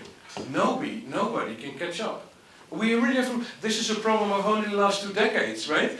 Because we could read there, and maybe not all of it, but we could get a nice understanding of everything that was available on MRSA, and now we cannot anymore. It's completely impossible. So we need help with keeping up. And this is where I hope the future will go, into connection with the Internet of Things, or IoT, as it's often abbreviated. Can we connect this info with other things? For example, I hope we have available soon summarize all papers from the last month about the empiric use of beta-lactam antibiotics in nosocomial wound infections. And if you put it in, then it would say, sure, I added a long read of approximately 45 minutes to your iPad. Would be really awesome, right? Or it would say, sure, I summarized 124 papers in a narrated PowerPoint presentation. Would you like me to open it now? And this would really help me. And I need this. I'm desperately in need of this. I'm preparing a journal club on the use of oral benzyl penicillin in urinary tract infections. Please help out. And then it would say, all right, I found 13 papers since 2021. Would you like me to summarize them for you? Or the general consensus seems to point towards inferiority of oral benzyl penicillin over alternatives. And here's the scientific reasoning as of why. Would be very beneficial. Or I forgot which paper was about that new Scandinavian anti-MRSA initiative. I found battling MRSA in Scandinavia a multifaceted approach, published in the Scandinavian Journal of Microbiology and Immunology. Do you want me to download the PDF using your university account? Would absolutely help me. Or do you want me to add this to your Andley or Mendeley account? Or shall I narrate the paper and add to your podcast app for when you drive home today? That would really be great, right? 5 years. I hope so. 5 years. Okay. Maybe less. The irony for the last one is that I asked ChatGPT generate a non-existing scientific manuscript title for a Scandinavian anti-MRSA initiative and name 2 fake authors and a fake fitting journal. And here is the exact content I just used in my examples. It has no problem with generating things. This is very powerful. And this is something, and then I get to my closing slide. This amazes me, really. You know, it talks about antimicrobial stewardship programs. It wrote an abstract, and I only asked for an anti-MRSA initiative. And it now talks about antimicrobial stewardship programs. We have an A-team, we call it here, an antimicrobial stewardship program in our hospital. This manuscript described the results of this initiative, which led to a significant reduction in rosé prevalence across the region. It has such a deep understanding of pretty much everything that's going on, also in microbiology. It's really amazing. It understands nothing. No. It predicts words. Yeah. Yes. Well, that's true. It seems to understand. It's really absolutely baffling, but as I understand now, it doesn't understand a thing. Yes. All right. Thanks. Very good point. Let me rephrase. It seems to have a very good understanding of everything that's going on. That's actually a very, very good point. I apologize. Yeah, I apologize. I apologize. Yeah, nice. So my take-home message is: do not use it to create research. It will lie. It will not know, and it has no conscience. Use it to read and process research. I think it can be used for that, and also maybe to summarize your own words. That's fine, but not to create writing. I think this is really not done. It will advise. It can rewrite your own words, and it will hopefully better help us in the future. This is my closing.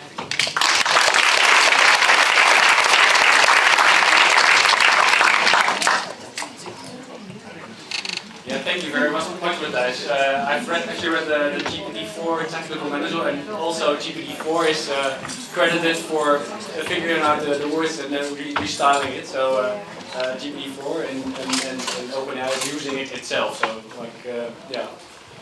I would like to ask Lisa, who's also an expert on grant proposals, and here you are in the last part. So you're credited. And I'm curious to hear from you about communication. This is our last speaker, and then we're going into a panel discussion. And so already think about some interesting questions you have. But first, listen. Yeah. All right. Thank you very much. So my name is Lisa. I will keep it very brief, so that we can go to the panel discussion soon. I have a practical point of view. I have no technical background, but I'm very happy to hear that I've been using it in a correct way, because I didn't understand the technicalities, but it was very interesting, so thank you very much for that. So I've been using ChatGPT as well for proposal writing, but we've also have been looking into how can we use it for other things that we do in our day-to-day work, which could also be interesting for researchers. So I will go into how can you use it to write text for social media, abstracts, or other communication outlets, and how you could potentially use it to write first drafts of your pitches. So let me see. So you can use ChatGPT to summarize or write text with specific requirements. I myself use it now mostly to summarize, so I upload articles on LinkedIn every week on new calls that could be interesting for the UNCG, and then I ask it, can you just summarize this for me with the specific requirements that I need it to be in there, and it comes out with great summaries, which I only have to have a look at, redirect a little bit, and I can just upload it on LinkedIn, and it saves me heaps of time. So you could use it very well for social media, other communication outlets. You potentially could use it for abstracts, but then indeed keep in mind that either you have to feed it text and it can make a nice text, or it's taking text and might be making up things. So that's an important thing to keep in mind. And what I think could be really great, and I tried that with a paper that was recently published by a friend of mine that was very difficult for me to read, and I just put it in ChatGPT and asked, can you make a summary with a general public in mind, and I was really impressed because finally I understood what she was doing. So the do's, if you use it for communication outlets, it's that you can help it can help you to summarize your texts or write text for you, but be specific on the input. Really make sure that you list the requirements that you need for the text, so it can save you time, and it can really help you with writing that first draft. But don't upload a text without checking it thoroughly, because it's important. There are no grammatical errors that I come up with, that I see often, but there can be other mistakes in there, or things that just are not interesting, especially social media. You also don't want it to be too long. And also really just make sure that you give the specifics, otherwise the text will be too generic, and especially too long, especially for a social media post. That's something that I really noticed, and it just makes a big summary, which is not that interesting for social media. And what I also noticed is that it can be creative, but it's not the very attractive writing style that it usually uses. So you have to make sure that you either give the right requirements so that you have a nice social media post, or you have to rewrite it yourself in that sense. So that's my main takeaway for communication outlets.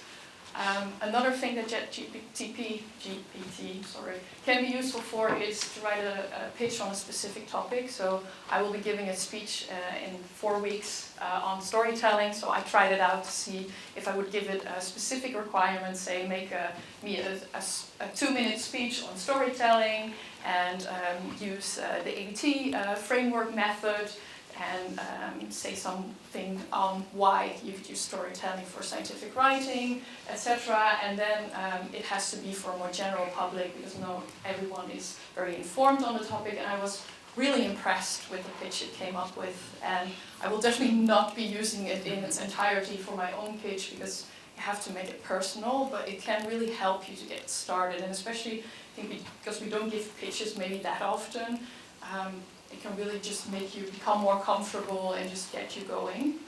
So the main takeaway for the pitches for me is do be specific on the duration of the pitch. So say, I want a 2-minute pitch.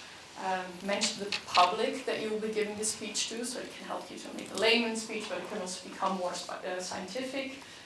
Also state the purpose, why you're giving this pitch. So are you trying to sell your story? Are you trying to be informative? Give other specific input on the requirements, so which elements should be in the pitch. You can either write them all down or put them in bullet points. And it can really help you as an idea generator. But don't expect a fully written pitch. Plan ample time to edit the pitch and make it personal, because it cannot add these personal examples for you. So we will be sharing the report on both the grant writing and the communication and the texts and the pitches. And that was my presentation, so thank you very much.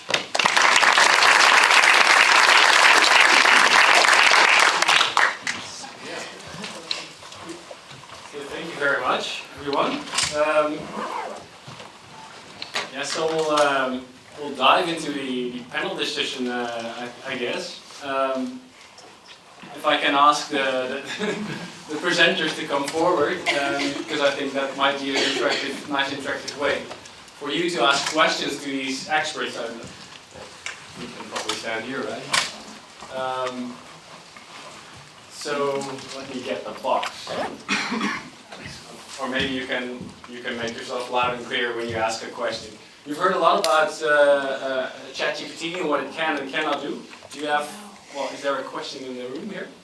Siri, yeah. Yes, I'm very curious. I heard a lot about very nice summarizing and highly dependable on inputs. And my question was to you, Berends, is on your example of searching for articles and giving a summary of like the last 2 years, why don't you turn it around, give very nice input, for example, the last 1,000 papers, and then ask to summarize based on specific 𝐜𝐭 criteria. And then, for example, use OpenAI as a scope and review writer, and that yourself are the provider of good input and not dependable on inputs from the frozen OpenAI system. Yeah, that's a really great question. Actually, it makes you wonder if we need scope and reviews to be written ourselves. But if you can have an AI model summarize research, that's basically what we do when we write reviews. And reviews are very nice to read, because you have a kind of a summary of the research of a very specific topic over the last so many years. And yeah, definitely, I think it would be more effective if you would turn around and make it very specific. But I'm just hoping that we would get once in a while an email with the reviews already from ChatGPT next question. You don't see any con in that at the moment with this OpenAI? Well, no, there's no con if well, research needs to be verifiable, right? This is one of the most important aspects of research. And if we can verify what it has been summarizing, if there would be an option for a language model, and this may be also something for you to answer, that would stop being too creative, but just summarize the text that is already there, then I don't think it would be gone as long as there's no author, human author, who didn't do anything about it but just put his name on it. That would be a con. But yeah, if a model would do just this, then I don't see why it would be bad. It would actually be very helpful, because now we have to wait for all those reviews to come out, and there's really a lot of work to write a review. I think Johan wants to respond as well. Yeah, I think this is not exactly what you were asking for, but Microsoft also has a search engine. It's called Bing. I don't know if you've heard of it.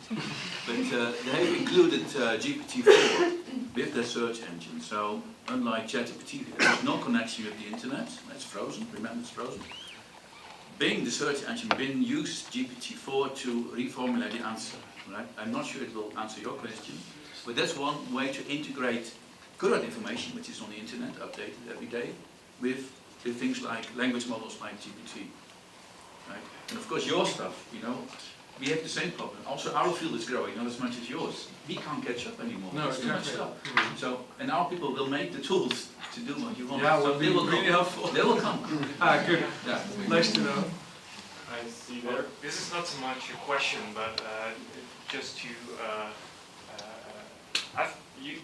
Matthijs, you asked for a short summary on 3 papers. You said it would be awesome if ChatGPT could give me like a summary on all the articles of last month. I just used Bing search to ask it this question, and it actually comes up with something that looks very convincing, but I'm not an expert on this subject, so you will need to look. It's very fantastic. How is ChatGPT-4 is now connected to Bing? Yeah. No, GPT-4, not ChatGPT, GPT-4. Yes, It's the core model, remember? Yes, but then, around it. But isn't this a problem if you say the chat is actually an important kind of defensive surrounding of the core? Yeah, we'll see how long it will stay online. Okay. I'm not kidding. No, right. This is not the first time that Microsoft and Google remove stuff that they put online, including chatbots, even a couple of years ago already, because they go, they go wild. They say things that we don't like. So, but so far it's still in the air. Yeah. So for clinical use, one of the most used sources in the UCT is UpToDate. Yes. Which is doing basically what you're asking, but yes. It's done by humans. Mm-hmm. Should we reevaluate that, or how? I think it's very useful if you use AI to, or at least use UpToDate as a source to train a model, which you can then ask for something, and it would answer the question based on UpToDate data, because it's reliable medical treatment data, I would say. But not if it would be very generative in its content, if it would make up things not in UpToDate but just in its own, because of its inherent properties as a generative model, then it would be worrisome. Yeah, so it would be interesting to discover, to explore how this can compete with your... it should be also part of the validation, kind of a technical validation done by clinicians, for example. Yeah. We'll put that on the list. Yeah. Okay. Yeah. Yeah, I have a question maybe for Matthijs About and chess for the or- others as well. I heard Matthijs say that you shouldn't take a text from ChatGPT and put your name on it. You said it's not your text. Right. But if I had devised an elaborate prompt to produce this text, why wouldn't it be my text? If, let's say, I am a painter and I use a robot to make a painting, but I make all the settings of the robot, the parameters, blah, blah, blah, and then the robot does the painting, and I sell the painting with my name on it. Why would that be different? Because I think it would be wrong if you are a painter just putting your buckets close to the house and the robot would paint everything, and you would say, I was the painter, I painted this whole house, don't you think it's beautiful? I think this is a problem, you're lying. You didn't paint the house, you just delivered the paint. But what if the robot doesn't do everything for you, right? With the writing, it's also that the robot basically helps you to write something, but it was still your input. So for example, I will ask you, how many of you put in your proposal the people in that helped you to write that proposal, for example, the grant writers? I think nobody puts them in, right? But we rewrite stuff pretty heavily. And still, it's your proposal that you give, and that's normal, right? I think that's something to consider as well. It's a language tool that helps you. It's still your idea, it's still the input you put in. So that is still yours. I think you could take it a little further. If this same painter took a blank canvas and put it outside for a week and let nature make some painting on it, he could sell it as his painting, I think. It's a method of making a painting. It doesn't matter how you make this painting. And you could say the same for a text. If you put in a very elaborate, intelligent prompt that produces a beautiful text, Yes. it would be my text, and who would argue against it? 𝐼𝐴 is not a person, or ChatGPT is just a robot or something. But would it hurt to mention it? No, it wouldn't hurt to mention it, and I would mention it. But I think Matthijs was very strong spoken when he said it's not your text, I allowed you to put your name in it. No, I'm struggling with this also because you know I'm not. It's also my own beliefs as a researcher, but also because it's in the code of research, in the National Dutch Code of Research, that you say everything that's not yours should be cited well. And of course you can put in whatever source like ChatGPT. But if you have something generated by somebody, to me it feels like you would ask your neighbor to say write something, write a text, and I will put it in my document and say this is my text. I don't know, this aches me. Yeah, but there's another human being involved. And that's for me different. When there's no other human being involved, I mean, can you see my philosophical point? Is it whose text is it then? Yeah. In a much more simplified manner, like spelling and grammar check in Word is also kind of built-in AI, which alters your text, right? Yeah, that's true. So, isn't it still your text? Yeah, no, this is exactly. Yeah, but yeah, that's absolutely true. But this is also what I said. You can use it to assess your language, and then you can make your own adaptations. That's absolutely good to do. I think it's very helpful for that. Do you have a main issue with scientific writing or the writing in itself in general? No, I think primarily scientific writing. Yeah. Well, yeah, ghostwriting is also considered illegal in research, right? If you have something written by another researcher, but you say I wrote this, it happens. And I'm not sure if you train a model and then say this is my text, but you wouldn't consider it ghostwriting. Isn't it the same thing? You will never use at least that version, you would never use that text. Well, you wouldn't. Yeah. And I wouldn't either. Yeah. But this is becoming an increasingly problem, I think that's a good message to share, by the way, here. Don't use it as the final product. So I think we all can all agree about that. And I think just what we do here, right? Talk about it, try it out. Because of course you can ignore it and just say, I don't see it, but it will happen, and better talk about it and be aware of the problems it might create or the ethical conclusions we can draw. Yeah, this is a very interesting point that has been raised a lot, right? Because it's not like a yes or no answer. It depends exactly what you do. Yes. If my son says, my daughter says, I have to write a poem in Dutch, and he says, ChatGPT, write a poem about a bird that cannot sing, and it writes a beautiful poem, and that will be submitted. That's not her poem, right? You would agree with that, or not? It's not what you wrote. But if you write a poem already, you say, look, it's not really rhyming. Can you, change a bit that it makes it a real poem, or maybe change the rhyming scheme in A-B instead of, Then you say, well, this is my poem. I wrote it. Okay, I've got a bit of help. The same. Your point raised is very good, right? If you have a spelling check, do you put the spelling check in the acknowledgements? No. Do you put Grammarly in the acknowledgement of your research paper? No.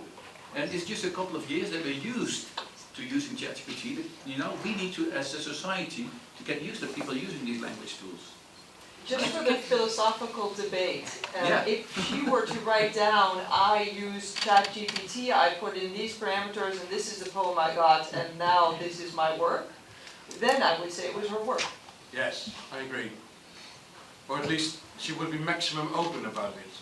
Well, yeah, and at least then the poem would also be hers, because it was her idea to put in those parameters into a large language model which created this. Well, it depends a bit, right? If you say write a poem about a bird and then just a 20-page poem, But if you say as long as she writes above this, my poem is created based on blah blah, I would still. Another question. Just philosophical. Can I add something to that, because it's this cool example? I think it's really nice. Can we also please consider that this is a tool that might make what we are doing and what our children are doing a bit more inclusive, because what you mentioned before, we have a downside already because we are not native speakers compared to people who submit with their native speaking abilities. Yes. So that will level out the field a little bit. And I just see also at school of my children, I mean, we are helping parents, so whenever they have a problem, we have time for them and we can help them, but not everybody has that possibility. And maybe they can use ChatGPT and level out the field or future AI tools so that we all have the same level playing field. Yeah, right. I completely agree. Yes. Same chances. Yes, absolutely true. I partly agree with you. However, I noticed that the students at Hanze, specifically ICT, fully adopted, no problems whatsoever. However, at the Academy of Healthcare Sciences, only 10% picked it up, 50% never heard about it, and there's a certain degree of nerd bias. Yeah, nerd bias. But that's a thing you also see in parents, and transferring the knowledge and the accessibility of ChatGPT towards their children. And another point, I do agree with you, there is an inclusion possibility here. It is an American company based on American values, and the outcome will shape our European document. So it's important how the algorithm kind of works, thing, yeah. right? So who was involved in creating that outer layer to Yeah. make it. But a fun fact I'd like to add here with Delhi, because I was surprised. I was always, AI is kind of gender biased, right? We all know that. And I tried out Delhi to give me some hints for the researcher, for example. I took the male one now, but I asked, a frustrated researcher, and also gave always female and male options. Then Lisa told me, well, try what did you say? Successful. A successful career person, then only men will come up. I tried, and it was, again, very balanced. So also the algorithms improve. Still a long way to go. But yeah. No, but it's a Western tool. I would be curious how Asians look at it, or Africans, or it's Westernly trained. Of course, yeah. So I can tell you this maybe, this is still in the works, right? Because for us it's really bad, right? Because this research is done in the company and it's called OpenAI, it's completely closed, right? So now there are initiatives in Europe to build our own GPT model, we all call it GPT, with all the universities involved, because the university alone cannot do it. We need to sit together. Like the CERN Center, that's the idea, to have our own language model, large language model that we can control, and we know exactly what data goes in, we know exactly what the thing around it is. So that's one of the ideas that is actually happening now. And that will be, and also now we're working on for Dutch here in Groningen. Dutch is not a big language. For Frisian, by the way, as well.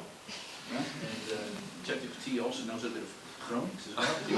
I have no idea whatever thing they would use it for Frisian. So our problem is that all these things are done at companies. We don't want that. We want the research being done at universities, right? And we're working on that, but we should succeed. It's a question about. Given everything that's been discussed this afternoon, it's been really interesting. What is your opinion about the greatest opportunities for UMCG to incorporate ChatGPT, not in doing your research, but as in what kind of research should we be continuing to use so that we can incorporate ChatGPT in medical healthcare, so in healthcare, like for example in e-health or in other modalities? What do you think the best opportunities for research are for us? Sorry? Well, she was talking about social media, so I think it's translation to perhaps the patient in the language that they understand might be something that at least I would see opportunities. I had a question about that, because did you check with your colleague who wrote the paper if the layman text was actually correct? Yes. They make some stuff, right? Yeah, So no, I checked it, I correct asked her, is this true? And she said, yeah, it does cover the basics, and there's nothing incorrect in there. So I think as long as you put in the text, it's really great for making these adaptations to make it more in a layman speech. And I think in that sense it can save so much time, right, for researchers. Almost be automated. Exactly. Yes, I'm exactly. using it for Yes. LinkedIn now. Great, Normally it would take me 15 minutes for an article, now it takes me 2 to 3 minutes. Yes. So I mean, that's already Yeah. saving so much time, where I don't need my brain power that much anyway, right? I'm just summarizing. You So still that's need to be great. an expert to evaluate Of the course, yeah. results. And I'm still evaluating, is this interesting? Is this an interesting call for the UCG? Yes, I think it is, and I need these requirements to be in there. But Yes. then it's just automatically generating the article for me. We are not checking our calculator if the math is right. We can't do that. We can't check if the outcome of the ChatGPT is right. Not yet. Always. But I Not think to answer, anyway. No, but yeah. I think to answer your question, I think ChatGPT or whatever GPT model is able to make bridges between different fields or different groups. And now research is of course for research and by researchers, right? If we communicate research, then it's a paper and it's completely unreadable by anyone not from your field, because it's just a lot of jargon and it's hard to understand. And these language models will be able and are able to transform it to in layman text, or for journalists or for whatever. We can communicate in a completely different way, because now we have kind of a transform. It's also needs to be transformed and it can transform the text. Yeah, from doctor to patient. Yes, exactly. From doctor to patient, from science to media, and I think this would absolutely be very interesting to do research in, to see how it can be effective in communicating messages. First on the quickly and then we go on. Now I'm here at the UCG. Yeah. My advice is never use it to ask it for medical advice. No, it's not a good idea. It's actually not also in the license agreement of OpenAI that it should not give, like, don't use it for medical advice. It shouldn't create medical advice, but like we've already tried, we tried to go around the outer layer that's around it, and there's ways to, well, I think GPT-4 is only, I think, 2 or 3% giving dangerous text back, and I think GPT-3 was about 6%, so it gets better, but still, like, danger content. If you ask me to review a large set of documents, you should be very careful as well. Well, that's not possible, right? The prompt has a, I think 40,000 words GDP prompt. But now those are companies working on actually giving, a business your documents about the company.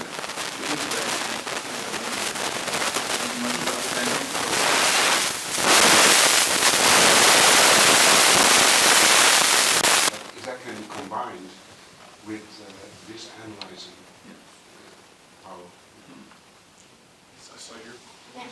I was wondering what the panel thinks about the combination of using ChatGPT within a PhD trajectory. So for the more junior scientists who are learning to conduct science and well, the whole process to become an independent scientist, scientific integrity.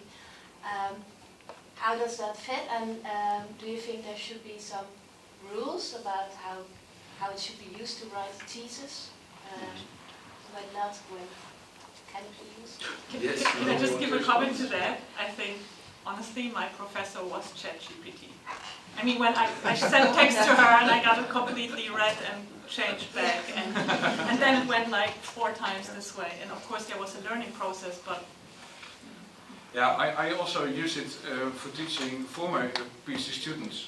And I teach them how to use it. And like I said, you should use it as a language tool.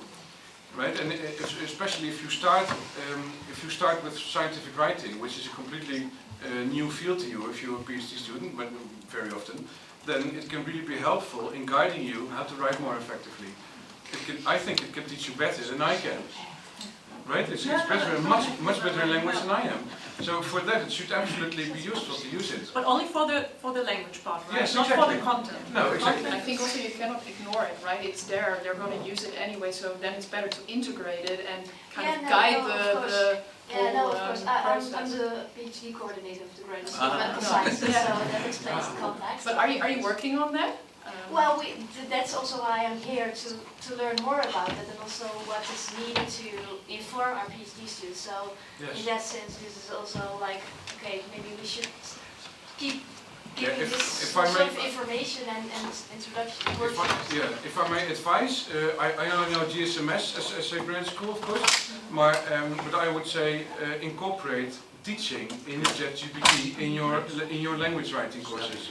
How to use it and how not to Exactly. use it. How can it help you and how should you not use it? We're going to do one last question and then we're going to take this discussion outside with some nice drinks, so it can be a little bit more less formal. Yeah, Difficult to sorry. It is, I guess, a question. I mean, one of the things I still see in ChatGPT is bias. Like, you asked it for sophisticated writing and it gave you entirely passive, which is not what the editors at the journal have been pushing for decades. They've been asking people to write active-passive.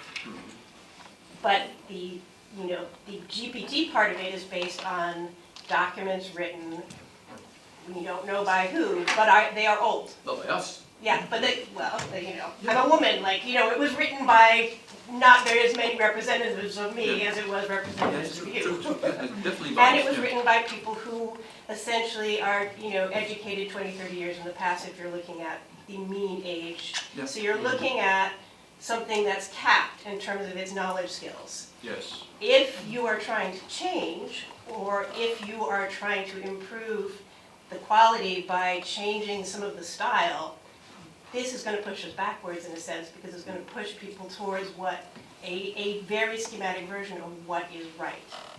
Particularly because that's a value judgment you put in, and it gave you something it didn't. You weren't being specific. You just said, you asked for essentially for good and fluid.